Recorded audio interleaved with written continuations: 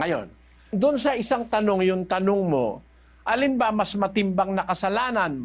Yung lalaking ng babae o yung babaeng ng lalaki? Pareho lang yun. Hindi ba pareho lang naman yung lalaki at babae sa harap ng Diyos? Sa kanilang katawan? Pareho lang eh. Basahin natin ang Gis 34 ng Gawa. At binuka ni Pedro ang kanyang bibig at sinabi, tunay ngang natatalastas ko na hindi nagtatangi ang Diyos ng mga tao. Ang Diyos hindi nagtatangi ng tao.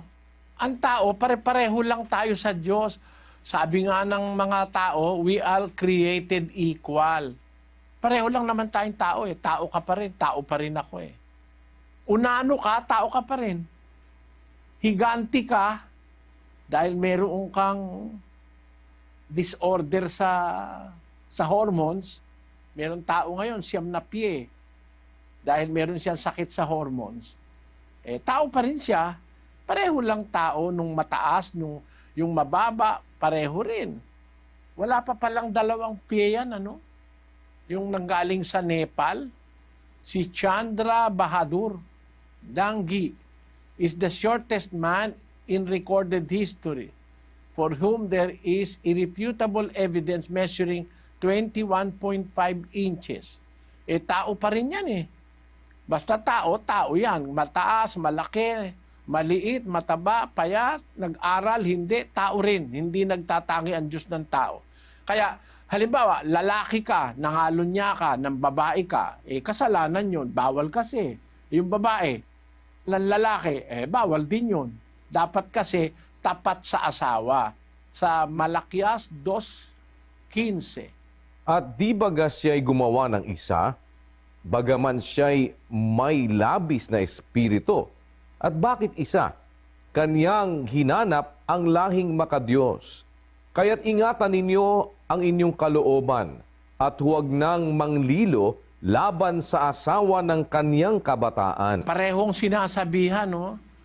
Ingatan ninyo ang inyong kalooban. Huwag kayong manglililo o magtatalo sira laban sa asawa ng kabataan mo. Yung talagang asawa mo na siyang pinakasalan mo, huwag kang manglililo ron. Pag nanlilo ka, kasalanan yun. Pag nagtaksil ka, basahin natin ang Hebreo 13:4.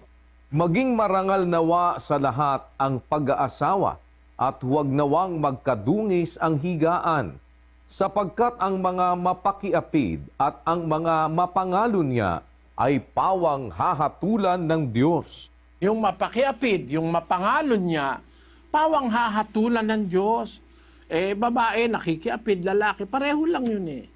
Sana naunawaan mo, kapatid na Ronald, ano? Salamat po, Brother Eli. Sige. Para maintindihan mo lalo, kapatid na Ronald, naayayaan kita, makinig kayo sa ating pagdudoktrina, yung tinatawag nating mass indoctrination, malawakang pagtuturo ng doktrina at aralin ng mga utos ng ating Panginoong Hesus. Ako pa rin ang inyong maririnig at ang kapatid na Daniel, at pag-aaralan dyan yung lahat ng kautusan ni Kristo. Dumalo po kayo, matutunan nyo ang aral ng ating Panginoong Hesukristo.